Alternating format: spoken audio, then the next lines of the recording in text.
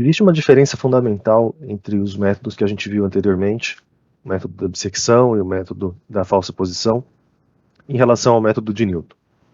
Os dois primeiros são da classe dos métodos intervalares, ou como eles chamam em inglês, Bracket Enclosing Methods. Então, os métodos que fecham a raiz num bracket, num colchete, que deixam a raiz encaixotada, podemos dizer. É mais ou menos como aqueles filmes de policial que os policiais cercam a casa e falam: você não tem chances, a casa está cercada. É um pouco isso. A raiz está presa aqui num certo intervalo e não tem como escapar. Conforme a gente vai progredindo no método, a gente vai convergir para essa raiz. Essa aqui é uma demonstração, eu vou deixar depois o link para vocês. A gente pode escolher entre 4 tipos de funções, e aqui a gente vai progredindo nas iterações. Essa é uma ilustração do método da dissecção.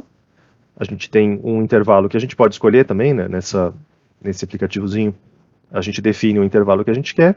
Se a gente escolhe um intervalo que não tem mudança de sinal, a gente sabe pelo teorema de Bolzano que a gente não tem uma garantia de que tem uma raiz aqui, enquanto que quando a gente tem pelo menos exatamente uma mudança de sinal, a gente garante que tem pelo menos uma raiz. Poderia ter mais, mas tem pelo menos uma. E aí, nesse caso, o método da bissecção vai convergir para uma raiz. Aqui é um contador de iterações. A gente está partindo desse intervalo de 0,5 até 2. Ele vai, agora sim, ele vai testar o ponto médio.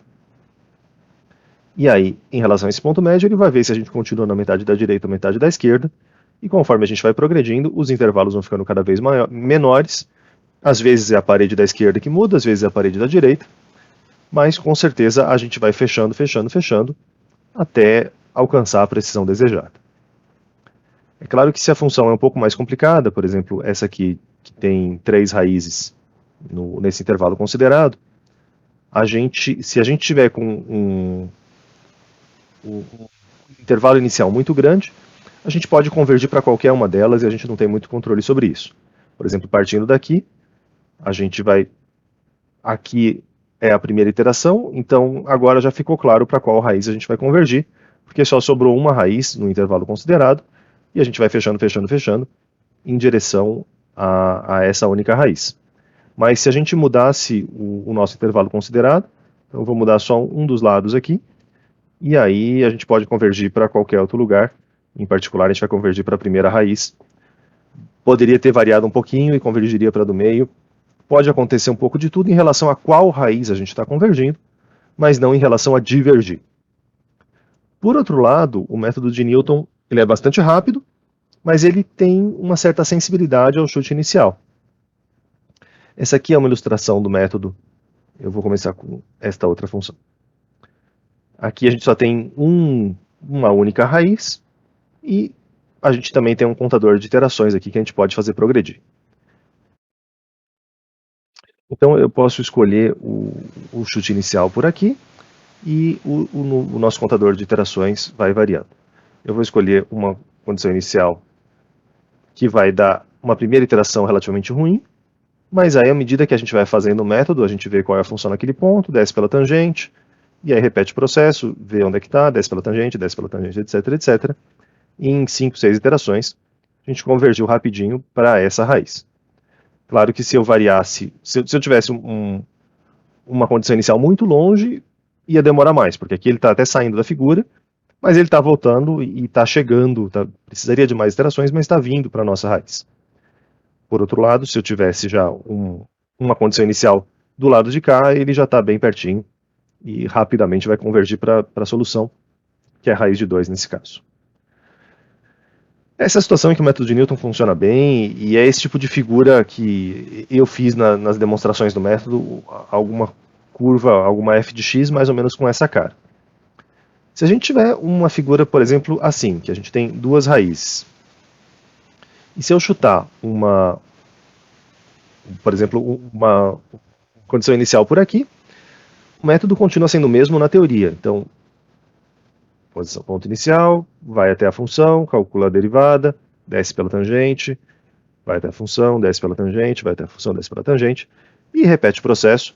Aqui ele está espiralando, mas está vindo, dá para sentir que ele está vindo em direção a essa raiz. Se a gente tivesse mais pertinho, ele faria menos iterações, faria mais rapidamente, esse tipo de coisa. Se a gente fosse radicalmente para o outro extremo, se a gente começasse por aqui, a gente ia possivelmente convergir para outra raiz. Então o método de Newton tem uma certa sensibilidade nisso, de você escolher uma condição inicial mais próxima da raiz que você deseja alcançar. Em alguns problemas a gente tem mais do que uma raiz, e a gente pode usar a nossa intuição, o nosso conhecimento de engenharia, para selecionar esse chute inicial. Os problemas começam a aparecer se a gente chutar alguma coisa por aqui. Se eu chutar um valor aqui embaixo, eu vou ter essa derivada que está me levando lá para longe, e aí ele vai me demorar mais tempo para chegar. Aqui eu não estou nem vendo, tá vendo? O valor está em 14, o nosso gráfico não está nem aparecendo. Se vocês lembrarem da fórmula das iterações do método de Newton, aparece aparece um f de x dividido por f' de x. F' de x é a derivada. Se a gente tem a derivada igual a zero, por exemplo, como acontece aqui, e a gente chutar nessa região em que a derivada é zero, se for exatamente no ponto que a derivada é zero, a gente não consegue nem fazer a conta, a gente teria um número não definido. Mas aqui a gente está chutando, seria zero exatamente em π, a gente está chutando 3.14, não é exatamente zero, mas é bastante próxima de zero a derivada. Então esse termo f de x sobre f' de x vai ser bastante grande em módulo, e aqui a gente está indo embora. O método de Newton pode então divergir nesse tipo de situação. Não é simplesmente que ele vai demorar para chegar, às vezes ele não vai chegar, ele vai embora e nunca vai voltar. Depende um pouco da cara da função. A gente vai ver alguns comentários em relação ao comportamento das funções e fazer um pouco da conta da matemática em que caso isso acontece, em que caso isso não acontece. Nesses dois últimos exemplos que eu mostrei, eles são bastante parecidos com o do x ao quadrado. É uma função crescente sempre, e aí a gente tem esse comportamento que tende a dar certo, que mesmo a gente chutando longe, a gente vai convergindo. Aqui o cosseno que é o exemplo diferente. Às vezes ele pode fazer umas iterações meio malucas, mas o grande perigo está nessas iterações em que a derivada está próxima de zero. Então a nossa intuição diz que tem algum problema a ver com isso, com essa derivada próxima de zero, e depois a gente vai formalizar a matemática por trás disso.